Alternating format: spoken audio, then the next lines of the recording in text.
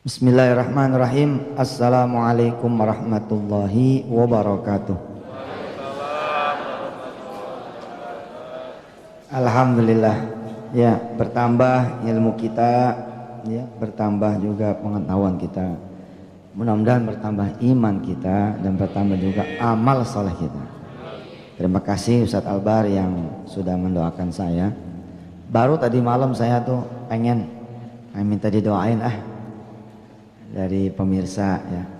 Karena kemarin itu Masya Allah saya merasa lelah banget, capek gitu. Terus udah gitu ya ada bisikan setan, ya. Kan kemarin kita belajar tentang setan kan. Fawaswasa bihi syaitan. Setan tuh memberi bisikan, capek amat gua gitu. Kayaknya iya gitu, ada perasaan itu. Terus belum lagi kemudian ujiannya Masya Allah, ujiannya betul-betul Masya Allah. Lah pas kemudian saya kemarin ke Makassar, ada tiba-tiba terlintas gini, kalau mati enak kali gitu. Iya gitu, ada perasaan kalau udah mati nih kita istirahat gitu.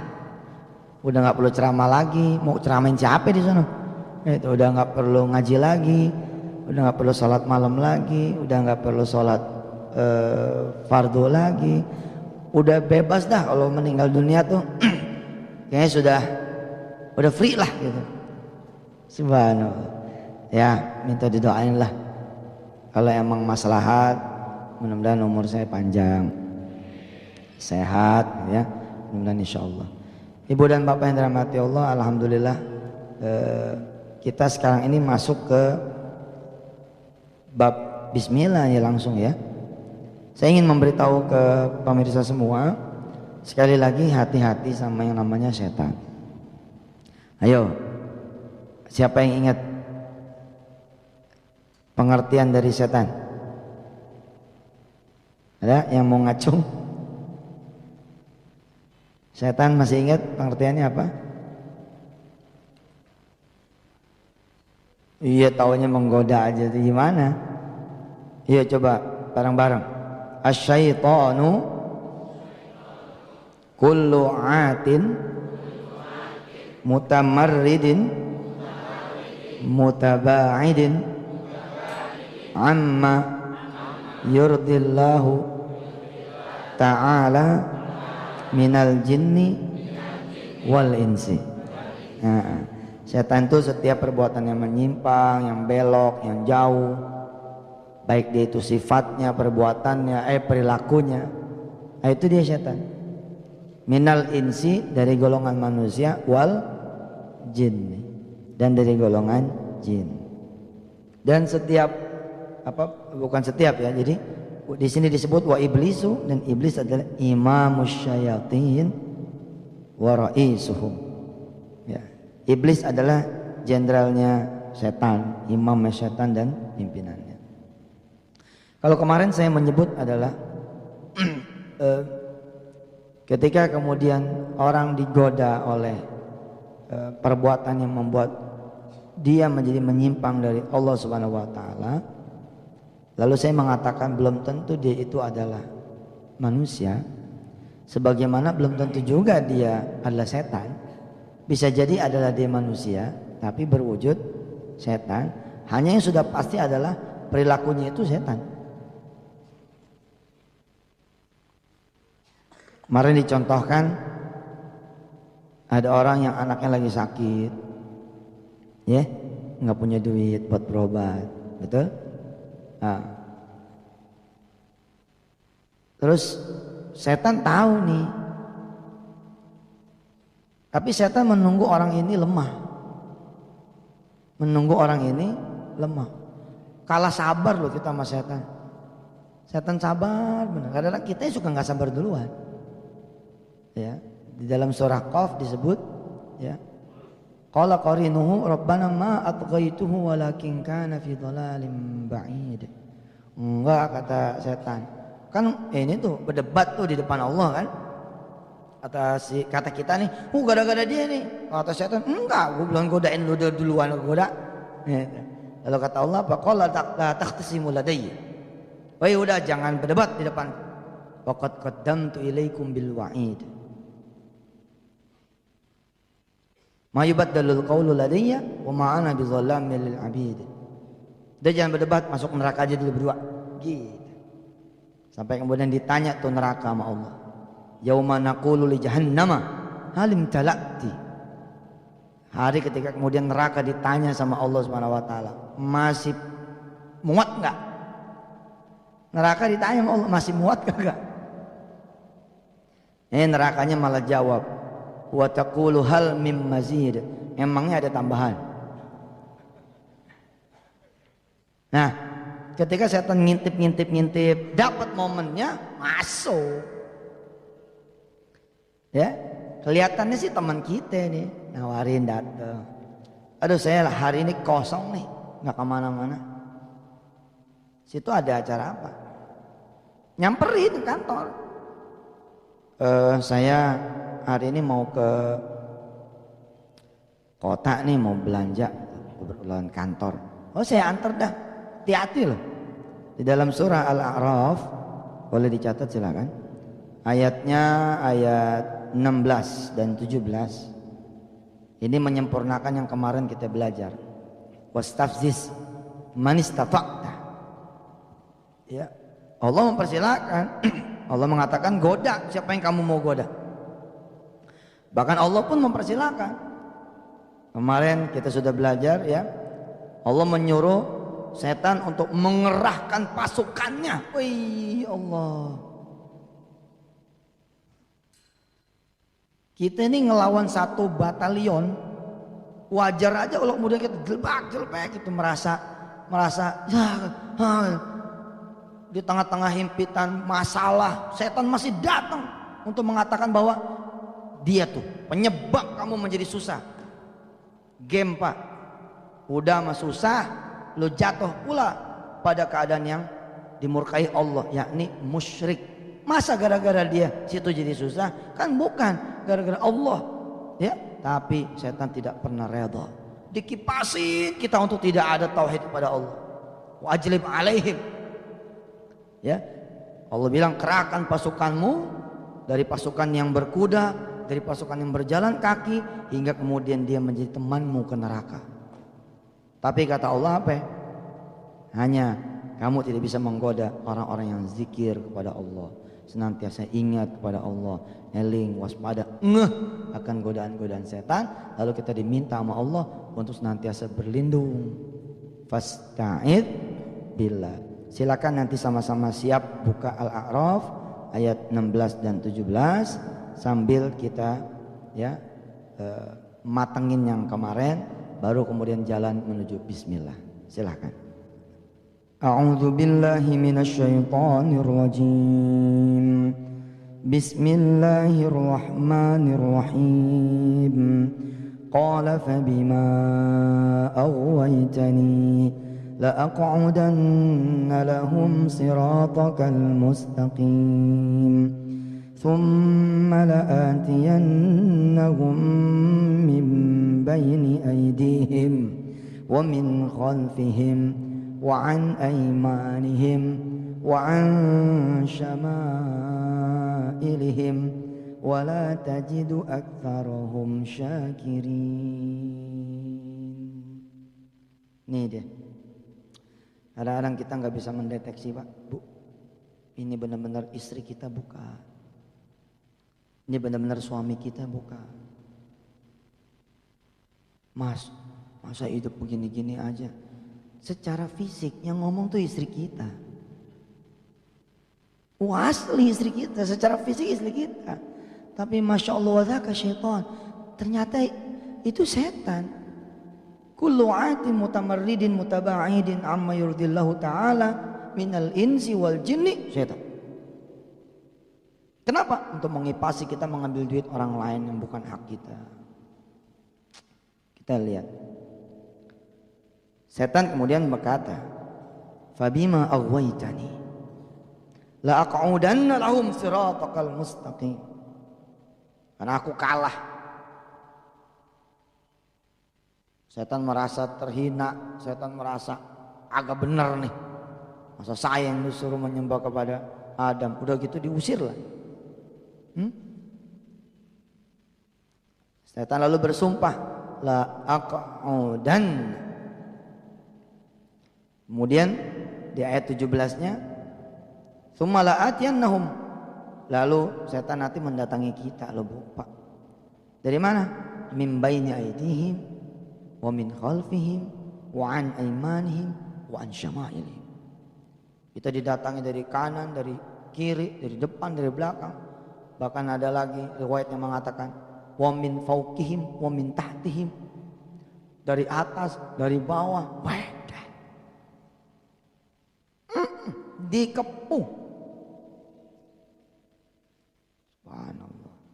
Betul lah kata si penulis buku ini, penulis kitab ini. Mudah-mudahan Allah memberikan segala keberkahan buat beliau, buat yang mencetaknya, buat yang mendistribusikannya, buat yang menjadikan saya kenal dengan kitab ini, ya. Salah satunya Ustadz Effendi Anwar Al-Hafiz. Terima kasih Ustadz. Kalau Ustadz melihat ini, mudah-mudahan Allah juga memberkahi Ustadz. Apa beliau bilang? La yahfazul abd minasyaitanir rajim wa la yujiru illallah ta'ala. Enggak ada yang kemudian bisa lepas. Gimana mau lepas Pak? Begitu kita keluar pintu, udah satu peleton, satu batalion yang kemudian menyerang kita dan ngikutin 24 hours. Saya waktu jadi santri, di sini ada Ustadz Jamil yang pernah nyantri. Ada Mas Ali juga dari Bandung pernah nyantri, Ustadz Hidayatullah dan kawan-kawan para asatidz yang pernah nyantri. Masih ingat gak riwayat setan kurus sama setan gemuk? Hah? Masih ingat gak? Ustadz Salihin masih ingat? Ada setan gemuk, ada setan kurus. Ada setan yang salah ngikutin. Ternyata yang dia ikutin orang soleh. Nggak dapat makan terus deh. Mati deh. Kurus kering tuh setan. Tapi yang satu lagi gemuk. Ketika kemudian ketemu nih setan rapat, ketemu, pada saling nanya kan, kamu gemuk amat sih? Iya kok kamu kurus sih gitu. Ternyata kata yang gemuk, aku nemenin orang yang makan nggak pakai bismillah, nemenin orang makan akhirnya nggak ada alhamdulillah. Nih para santri ayah nih yang sekarang sedang melihat di layar kaca, jangan biarkan setan menjadi gemuk ya. Kita bikin kurus tuh setan. Kalau perlu makan bismillahnya 7 kali. Oh, biar pusing tuh setannya. Kalau perlu baca Al-Baqarah dulu sebelum makan ya.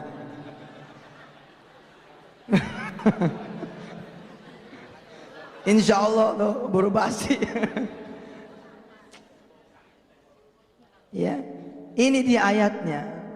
Sehingga jangan kaget kemudian setan mengutus orang, ya kan? Iblisnya ngutus orang. Ayo ikut saya aja dah. Saya anterin. Pakai mobil lagi dianterinnya. Masya Allah. Akhirnya kita naik mobil dia. Di mobil kita ditanya, anakmu gimana? Sudah sehat? Harusnya kan kemarin saya katakan, mestinya kita sadar toh. Dari mana taunya dia? Anak saya sakit. Harusnya seperti Siti Hajar. Ya, tiba-tiba ada laki-laki yang mendatangi dia. Kamu tahu Ismail yang kamu sayangin, yang kamu rawat, yang kamu rindukan kehadirannya. Bahkan Ibrahim pun begitu, dia berdoa terus kepada Allah Subhanahu wa taala. Rabbi habli minas shalihin, gitu ya. Sekarang lagi mau dipotong tuh. Oh, Siti Hajar udah mau berangkat nih, tapi dia bingung. Kok di lembah yang tidak ada orang, kok bisa ada yang tahu? Mestinya sadar dulu. Kita kan suka nanya ya, dari mana mas taunya anak saya sakit? Ya ada aja informasi. Iya informasi setan. Fa bi izzatika, bi izzatillah. Ya tentu tahu dia. Digoda sama setan supaya kita kemudian nilep. Terus tengah jalan pun ada SMS masuk atau ada telepon masuk. Lagi-lagi saya mengatakan belum tentu loh. Itu adalah setan dan atau manusia. Sebagaimana belum tentu juga itu dari setan, melainkan betul-betul dari manusia, hanya statusnya berubah menjadi setan. Telepon nih, tarik kering gitu. Jangan lupa bawa duit ya Pak. Anak kita ini sekarang kayaknya udah saatnya perlu duit. Mau dari mana kayak datangnya?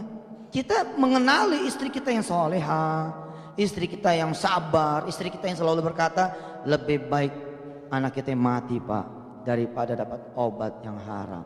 Tapi kok hari itu istri kita ngomongnya lain nih. Mestinya apa? Kita sembur dia. A'udzubillahi minasyaitonirrajim.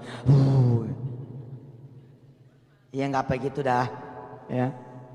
Maksudnya eling gitu, sadar. Istriku, sejak kapan kamu menjadi setan? Bener-bener tuh Pak dikepung. Begitu beli ditongkrongin. Yuk ayatnya ada. Wa an aimanihim wa an syama'ilihim. Kanan kiri kepung. Meja 300.000 jadi 3,5. Kita mau jujur nih, 300 ditulis 300, dikipasin sama dia. Aku pernah beli meja yang setipe, itu harganya 400 lah. Kamu masukin 100 lagi juga nggak apa-apa. Ngomong bahasa Arab lagi setan, maaf muskilah. Lah setan bisa 17 bahasa bos. Kita kan selama ini hanya mengenal setan di mana? Kalau lagi camping ya kan, ada yang kesurupan, nih kemasukan setan nih. Enggak, setan tuh nyata, makanya disebut innahu lakum aduwwum mubin. Siapa bilang setan kagak kelihatan? Tuh. Begitu kita kemudian gagal nih ya, enggak kegoda, wa iblisu imamu syayatin wa ra'isuhum turun. Dipinggirin sama dia yang punya toko, dia masuk menjadi pemilik toko. Dia pakai nanya sama kita, mau bon kosong enggak?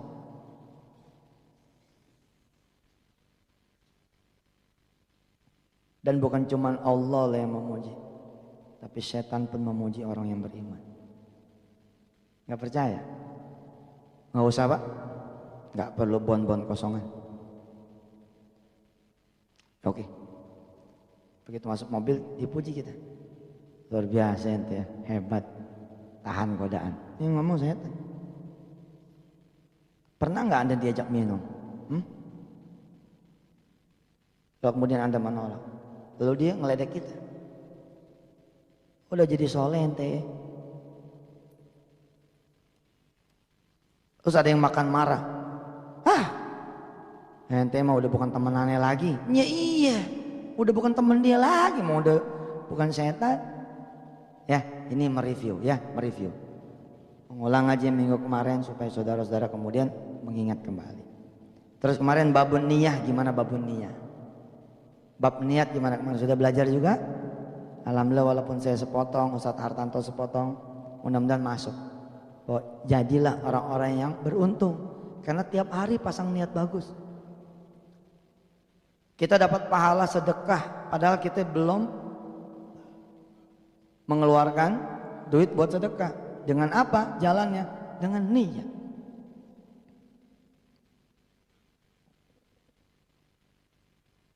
Kita dapat pahala sholat malam padahal baru pagi. Dapat kenapa? Karena niat. Kita sama-sama ngaji Selasa Rebo tapi dapat pahala sejak hari Kamis. Kenapa? Karena kita niat datang hari Selasa.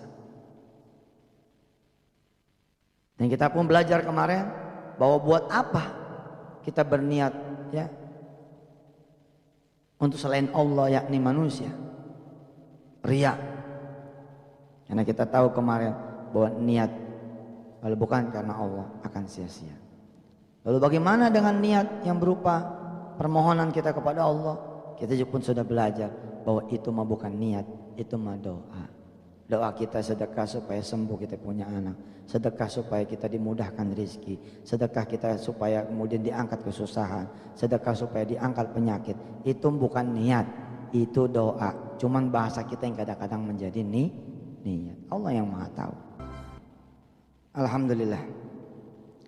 Yang punya fotokopian ya silahkan dibuka halaman 1.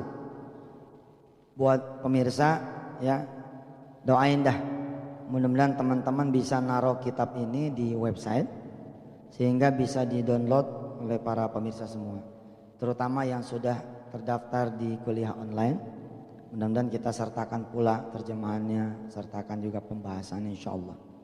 Nih kitab ini memang belum ya.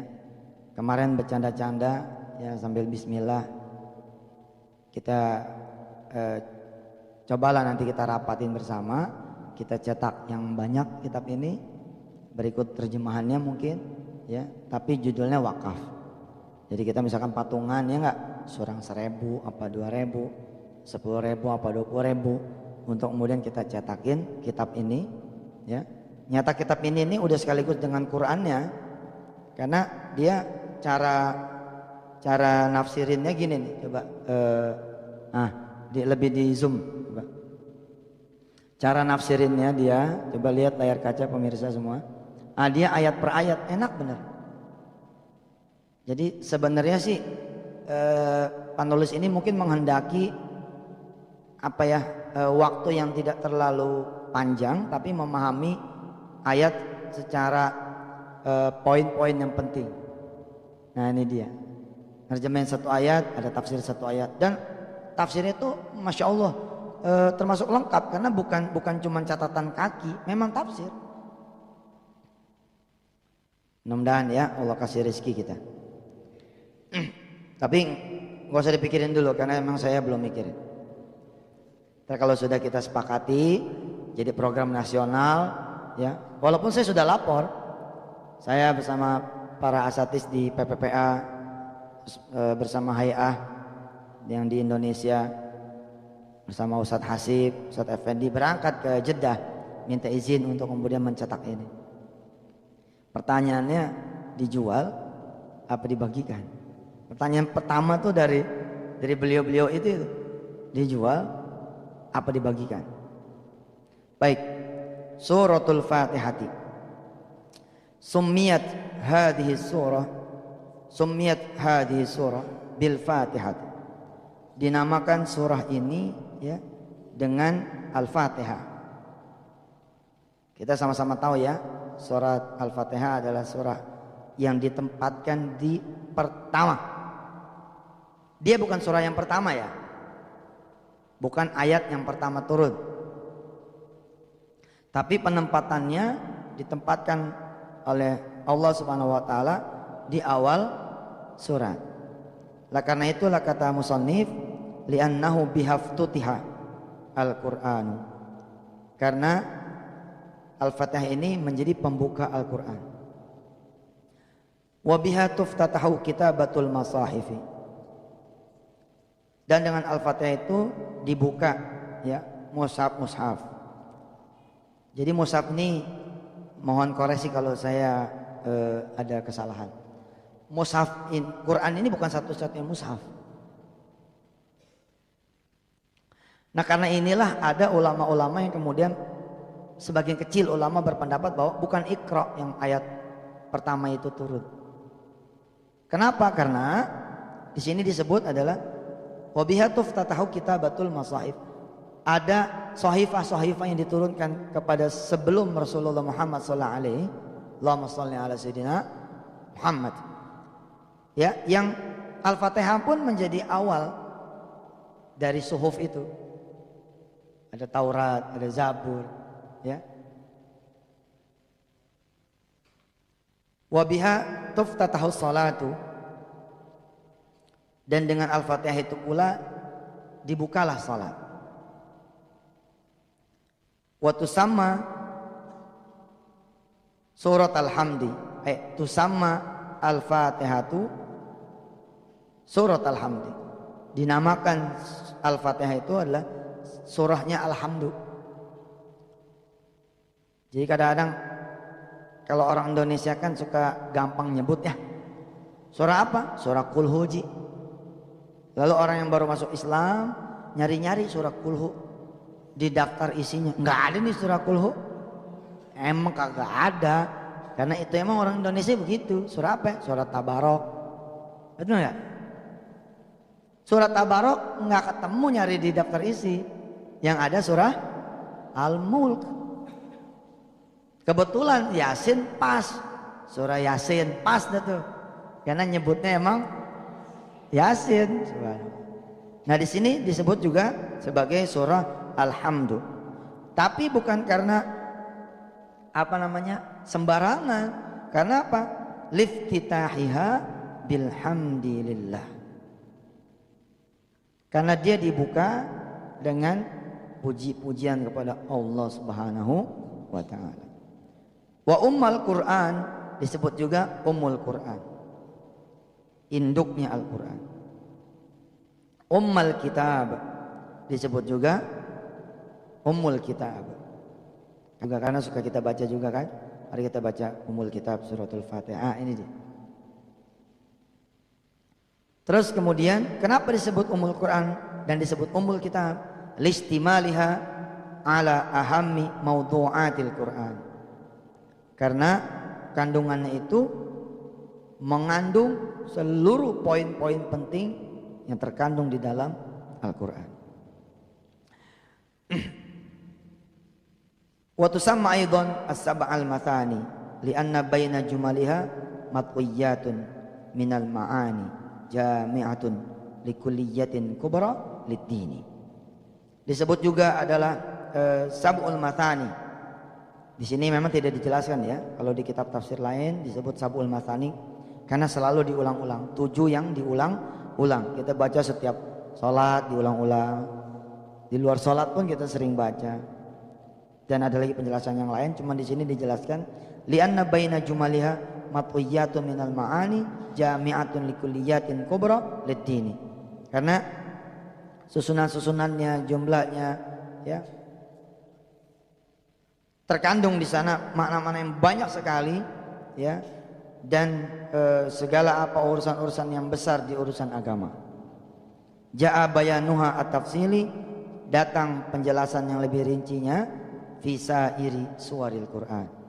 Ya, di penjelasan yang lain ketika menjelaskan ayat-ayat Al-Quran, surah-surah Al-Quran. Walaha asmaun ukhar, dan Al-Fatihah masih punya lagi nama-nama yang lain. Wahia a'zamu suratin fil Qur'anil azim, dan Al-Fatihah adalah surah yang teragung di dalam Al-Quranul Karim. Dan surah Al-Fatihah ini ibu bapak yang dirahmati Allah ini doa. Kalau kawan-kawan adalah peneliti, para jamaah yang dirahmati Allah, ada sebagiannya mungkin berbasis penelitian. Nah kemarin saya ditawarkan oleh UIN Malang, alhamdulillah. Salam dan hormat saya buat Pak Rektor, Pak Kiai Imam Suprayogo. Beliau menawarkan kepada saya doktor. Lucu juga ya kalau Yusuf Mansur jadi doktor Yusuf Mansur, lucu ya. Lucu gak sih? Lucu kayaknya. Beliau nawarin mau yang honoris causa. Karena emang saya ceritakan ini ada, alhamdulillah atas izin Allah, ada buku-buku yang jumlahnya sudah 100 lebih. Jadi tanpa disadari kalau kita berkarya terus ada lompatan waktu yang melintasi batas umur.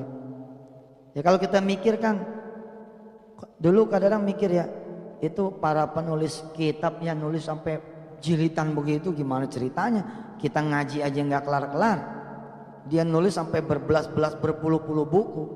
Ternyata subhanallah gitu, ketika saya atas izin Allah menulis sampai 100 buku lebih, saya akhirnya ya mungkin ada waktu yang kemudian Allah bikin kayak berkah gitu. Cuman 2-3 jam tapi kayak 2-3 bulan, cuman Allah persingkat. Di saat yang sama juga Allah perlebar. Nah tapi yang menarik, saya konsultasi sama Ustaz Jamil sama kawan-kawan di pesantren. Ada opsi yang kedua, yakni by research. Jadi doktor dengan penelitian. Terus saya bilang sama Pak Prof, oke saya ambil yang penelitian. Nah lagi mikir nih, neliti apa gitu. Nah sebenarnya mah di dunia kedokteran gitu, ada yang istilahnya feromon. Ada yang istilah di ilmu kedokteran itu disebutnya feromon. P-H-E-R-O-M, feromon, P-H-E-R-O-M-O-N-E.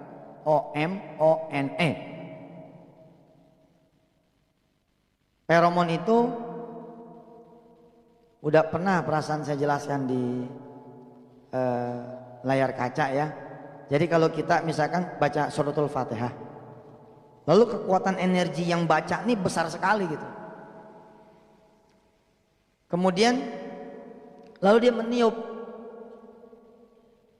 ubun-ubun si bayi, meniup ubun-ubun si anak kecil misalnya. Bisa jadi kemudian transferan energinya itu misalkan membuat anak ini sehat. Membuat anak, sebenarnya tidak ada yang bid'ah, tidak ada yang mistik di sana. Karena ternyata ada istilah kedokteran yang disebut dengan feromon dan didukung oleh ya psikoneuroimunologi yang kemudian menjadi benar. Para kiai zaman dulu kadang-kadang kita datang bawa anak kemudian ditiup. Kalau saya dulu waktu datang ke Habib malah disembur, bukan cuma ditiup. Kadang-kadang kita agak mau loh. Cuman karena Habib zaman dulu kalau kita disembur dibagi duit, nah kita jadi demen. Nggak apa-apa dia disembur dah goceng gitu. Mereka. Nah nanti kita coba jelasin ya, bagaimana surah Al-Fatihah ini bekerja menjadi doa dan mungkin saja dia adalah feromon terhebat, feromon teragung yang kemudian Allah lekatkan di dalam surah Al-Fatihah karena kekuasaan dan kekuatan Allah Subhanahu wa taala. Ada yang ingat lirik Tombo Ati enggak? Gimana tuh?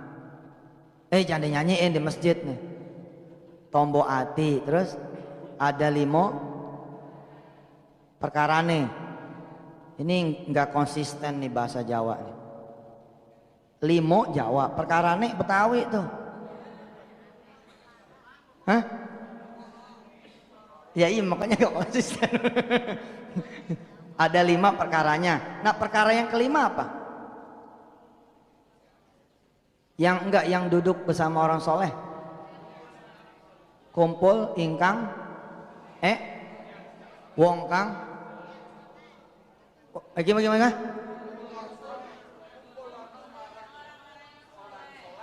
Kumpulono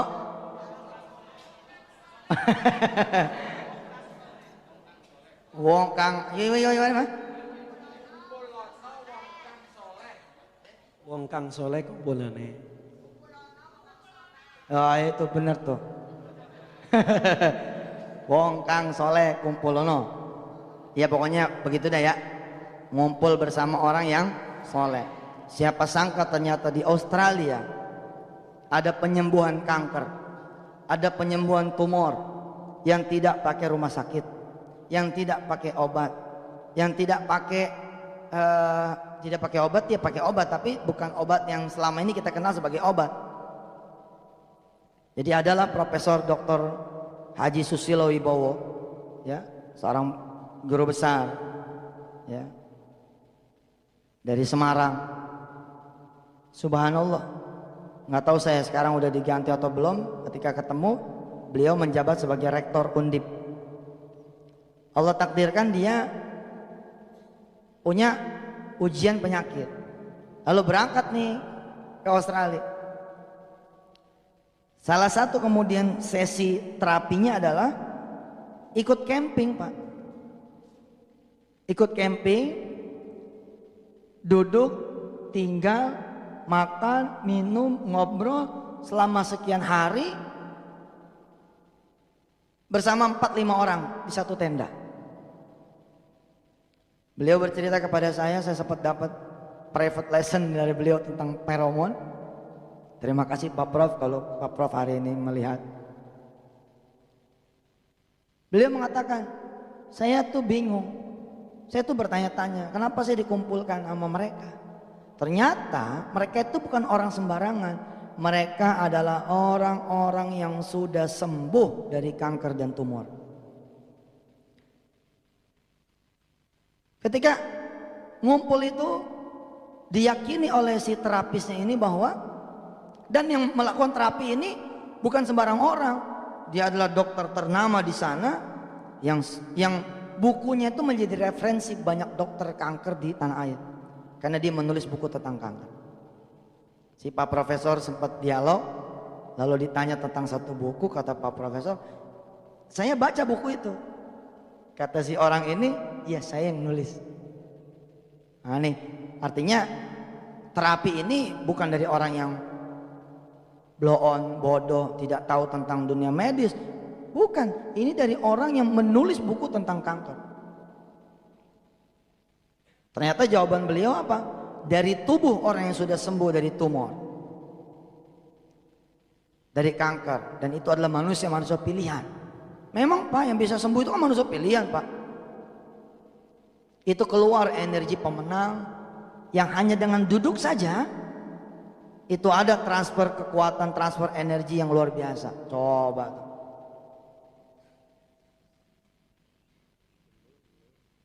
Masya Allah, subhanallah ya. Hanya dengan duduk doang tuh. Dan memang kan hadisnya begitu juga tuh. Riwayatnya kan begitu. Kita tidur di samping orang yang ikut yang ngaji gitu, kita dapat loh Pak pahalanya, padahal cuma tidur, nggak denger, nggak apa gitu loh. Ini namanya orang tidur, tapi karena kita tidurnya di tempat yang barokah, di tempat yang sedang di ngajiin terus, Masya Allah. Lah kemarin juga saya pernah membawa cerita, ada Syekh Mahir Al-Mayakli yang cerita kepada kami, kepada kita semua, bahwa ada seorang Arab yang kemudian punya penyakit, terus dia keluar dari rumah sakit untuk melakukan sesuatu hal lah. Dia naik ke atas bukit, lalu kemudian sholat 2 rakaat. Di antara sholat ke sholat dia baca suratul Baqarah, kemudian dia tiup tangannya, dia tempel ke bagian-bagian dia yang sakit. Imam Mahir kemudian bercerita kepada saya langsung, dan saat itu ditemani oleh Syekh Ali. Seminggu dia melakukan itu, subhanallah penyakitnya sembuh.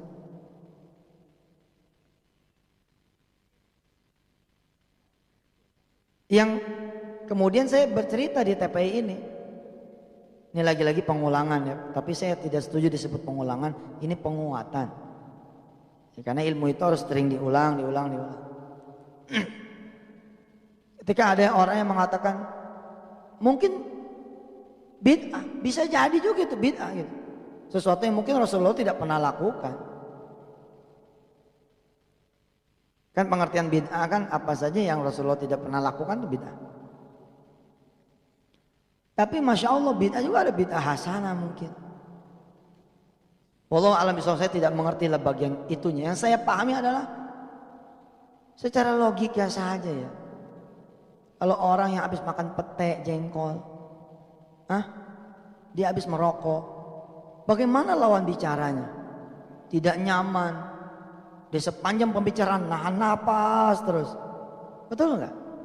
Bagaimana orang yang kemudian habis makan itu lalu dia buang air kecil?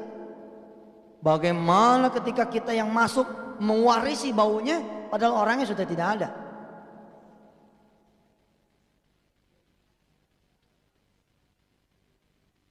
Ada yang disebut dengan tempat mubarakah, tempat yang memang barokah. Pengen tahu saya bilang, gampang. Cari rumah kosong, yuk masuk di sana. Tidak ada energinya sama sekali, itu energi manusia. Bandingkan dengan rumah yang ada orangnya, akan beda. Sama-sama ada orangnya, tapi yang satu habis memadu kasih, yang satu habis berantem, beda lagi energi.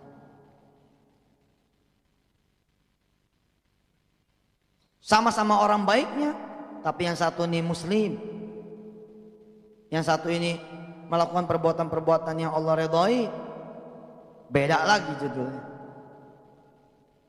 Sama-sama rumah orang baik, tapi yang satu ini jenderalnya baik, rumahnya dipakai pengajian, ya, ada anak yatimnya, segala macamnya, beda lagi energinya, beda terus. Satu kampung yang berbuat mungkar masuk ke situ, beda lagi energinya.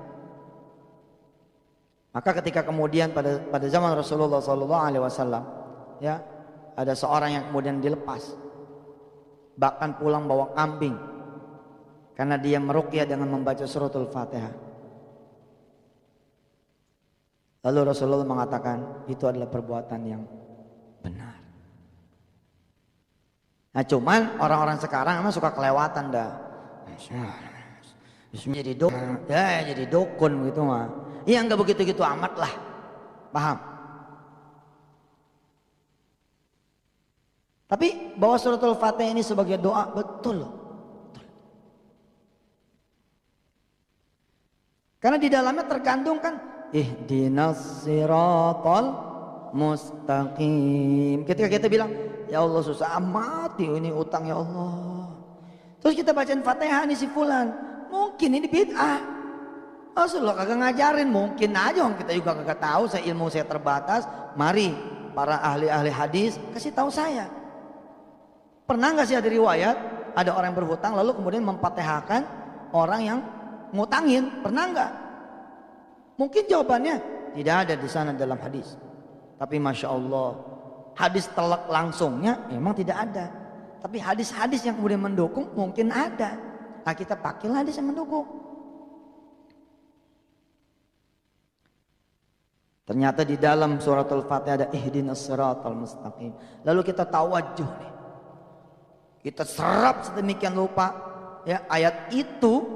Lalu ketika kita baca, ya Allah, saya baca suratul Fatihah, mudah-mudahan si fulan yang ngutangin saya banyak rezekinya, banyak duitnya. Awas, hati-hati doanya ya, jangan bikin gini. Mudah-mudahan dia lupa nih mau utangnya. Jangan. Oh nggak baik, nggak benar. Minta sama Allah kemampuan buat bayar. Minta sama Allah keberanian untuk menghadapi. Bukan jangan gini. Mudah-mudahan dia keluar negeri nih ya, 60 tahun lamanya. Tuh jahat lamanya ya, memisahkan dia dari istrinya.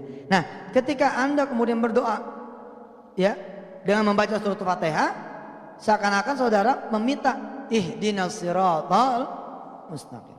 Ya Allah berikan jalan petunjuk buat saya bagaimana saya bisa bayar utang saya. Yang mana jalan itu adalah jalan yang penuh dengan keselamatan, bukan jalan yang kemudian saya malah tambah gede, tambah banyak utangnya. Pemirsa yang kita sama-sama mengakui ya bahwa kita ini adalah hamba Allah yang dhaif, yang bodoh. Pemirsa yang mengetahui kesalahan saya, kecacatan saya ketika kemudian saya menjelaskan atau ada kurang, jangan sungkan-sungkan kirimkan nasihat kepada saya. Cara yang paling gampang memberi nasihat adalah datang ke TPI, lalu tunjuk hidung saya dan ajak ngobrol. Nah itu mungkin akan membuat saya menjadi punya wawasan baru. Antum salah nih, yang benar kayak begini. Itu saya demen. Kalau yang tidak bisa boleh dicatat emailnya Yusuf Mansur disambung YUSUF Mansur, nggak pakai S ya.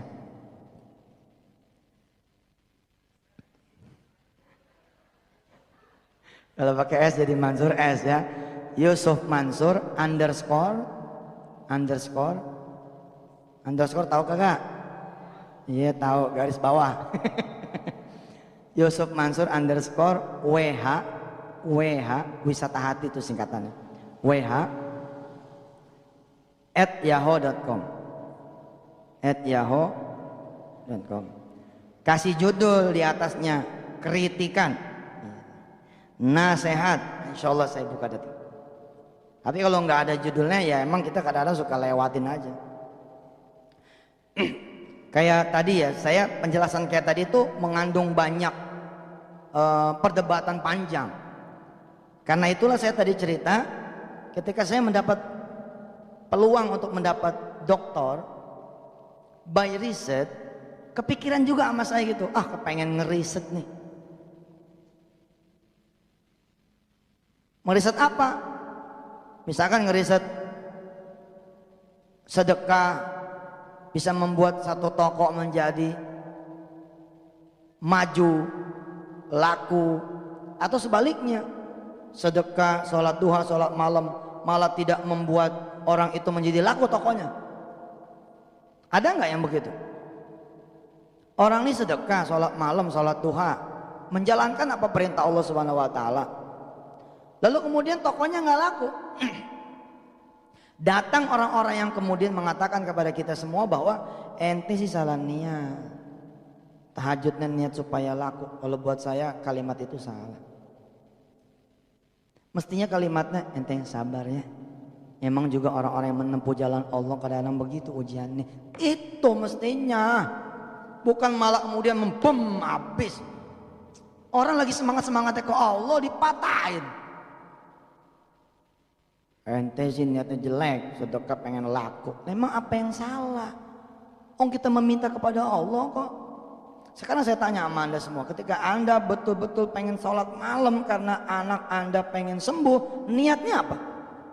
Niatnya sama Pak Usoli sunat tahajud. Betul nggak? Wa ba'daha, dan setelah itu ba'da qiyamil laili, setelah kita qiyamul lail, nad'u ilallah, baru kemudian kita berdoa. Ketika sedekah niatnya apa sih? Ya tentu saja niatnya lillahi ta'ala. Tapi setelah sedekah kita berdoa. Suatu saat saya pernah bertanya kepada Pak Puspo ya, yang dia punya satu brand lah. Saya tanya sama dia, Pak, Bapak kok warungnya sepi? Padahal Bapak sedekahnya banyak. Apa jawaban beliau? Allah memberikan rezeki kepada saya yang tidak usah capek cuci piring. Cuman mata kita suka tidak terlatih melihat jawaban-jawaban Allah Ta'ala. Lalu ketika kita bersedekah, ya enggak? Sementara toko kita enggak ada yang laku, lihat keanehan terjadi. Allah kan tahu kita pengen laku toko ini, ya, supaya kita bisa bayar anak kita sekolah. Anak yang langsung Allah tanggung, beres. Haji Agus tuh, ya, sedekah berdoa supaya anak ke Amerika. Lah Allah yang maha tahu. Haji Agus kan pengen anak sukses, anak jaya, ya, anak kemudian menjadi orang yang bermanfaat dan berguna. Lalu Allah tahu kalau ke Amerika nih mungkin akan begini begitu begini begitu. Udahlah, aku yang lebih tahu. Nggak usah diberangkatkan ke Amerika. Nih, aku geser sedikit ya ke Kanada aja deh, misalkan gitu. Nah seperti ini nih harus ada husnuzonnya. Nah saya tuh pengen tuh meneliti kasus demi kasus, termasuk apa nih yang terjadi ketika seorang kiai habis ngajar, lalu ada orang datang meminta doa, lalu dia mengangkat tangannya mendoakan, Allahu Akbar. Dia habis punya banyak amal soleh. Doanya itu keluar bukan dari mulut orang biasa, tapi dari mulut orang yang mengajar. Kenapa kita cium tangan? Ya, padahal disebut tidak ada sujud kecuali hanya sama Allah Subhanahu Wa Taala. Tapi kenapa kok kita di Indonesia ini? Ya sekarang saya bilang, saya nih bolak-balik nih buka kitab toh. Tangan ini sama nggak sama tangan anda semua? Ya udah belas beda, ini tangan aneh, itu tangan ente.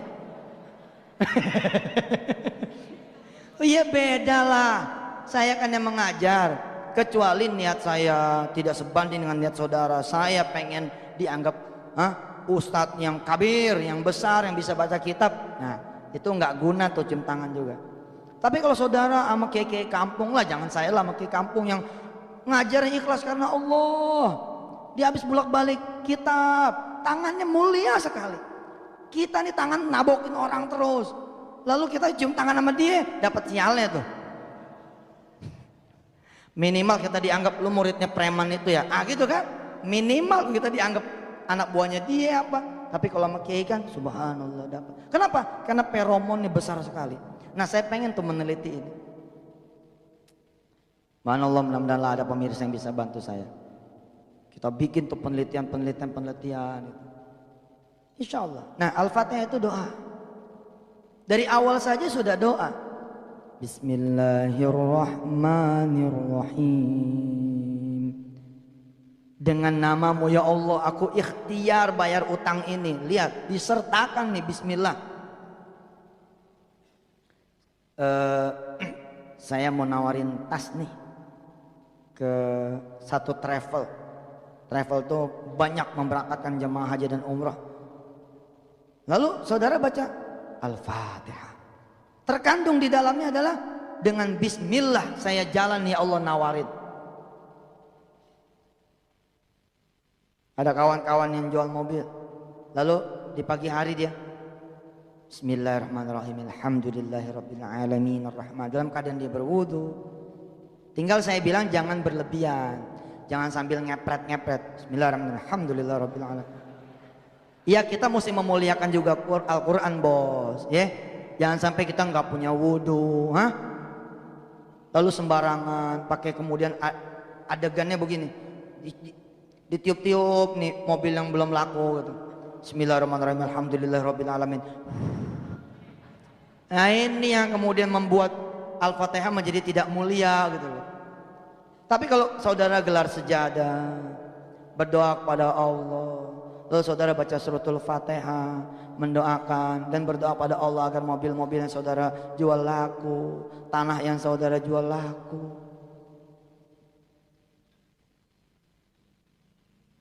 Kita mau beli tanah orang, kita mau beli nih tanah orang, terus kita ngambil nih tanahnya dia, untuk kita sholatin, kita doain tanah ini kebeli, supaya tanah ini kebeli, boleh nggak? Boleh nggak? Nggak boleh, nyolong tuh. Kecuali tanah sendiri. Lah tanah sendiri mau diapain, kan namanya tanah sendiri. Lah tanah orang lo ambil segenggam nih supaya kita bisa bayar. Maling lo, maling tanah orang. Tapi kalau tanah sendiri mah, ya tergantung dan niatnya dah. Walaupun saya tidak menyarankan, tapi makanya saya bilang, yuk kita teliti yuk. Baik teliti secara nasnya, dalilnya, teliti juga kemudian secara hasilnya, teliti secara energinya seperti apa, lalu kemudian hasilnya menjadi akurat. Nih rekomendasinya, Masya Allah. Habis ini kita buka tanya jawab ya. Mudah-mudahan pemirsa yang di rumah kalau mau bertanya, silakan telepon ke TPI, yang hadir di sini pun silakan kemudian bertanya. Takdir Allah nih, kelihatannya kita belum masuk ke Bismillah nih, bahkan Masya Allah baru muqaddimahnya Al-Fatihah ya. Dan memang muqaddimah ini kalau di beberapa kitab ini sampai ada yang 20 lembar, Pak. Bahkan muqaddimah banyak kitab itu satu kitab sendiri ya. Muqaddimah, Masya Allah. Mohon maaf kalau nanti sampai akhirnya kita belum membahas Bismillah. Baik. Bismillahi aqra'u. Dengan nama Allah aku membaca. Allahu ismun alamun. Allah ini adalah ya sebuah nama. Dalun ala dzatillahi ta'ala, yang menunjukkan atas zatnya Allah Subhanahu wa taala. Al-ilahu al-ma'budu bihaqqin, ya.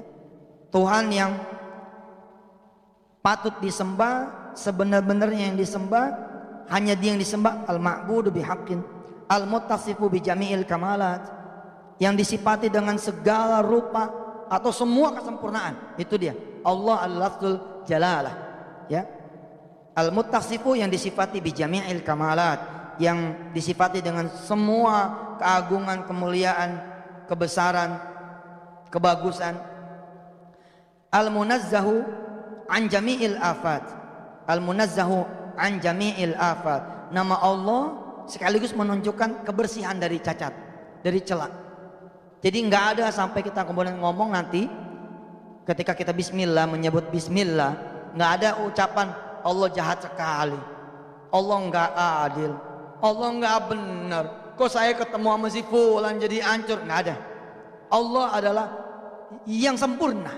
Nah, kesempurnaan ini nanti yang melahirkan apa? Ar-Rahman, Ar-Rahim. Ar-Rahman itu khusus di dunia dan berlaku untuk semua makhluk, bukan cuman manusia yang Islam, bukan, semua makhluk. Wa huwa ismun tafarrada bihil bari subhanah. Nama Allah itu khusus saja, hanya buat nama Allah Subhanahu wa taala. Saya pernah dapat cerita ada anak dipakein nama Allah, ada nih. Wallahu alam bisawab, itu benar apa tidak. Kemudian anaknya kesambar petir. Pernah nggak dengar kisah itu? Jadi dinamain Allah, lalu anaknya kesambar petir. Wallahu alam dah.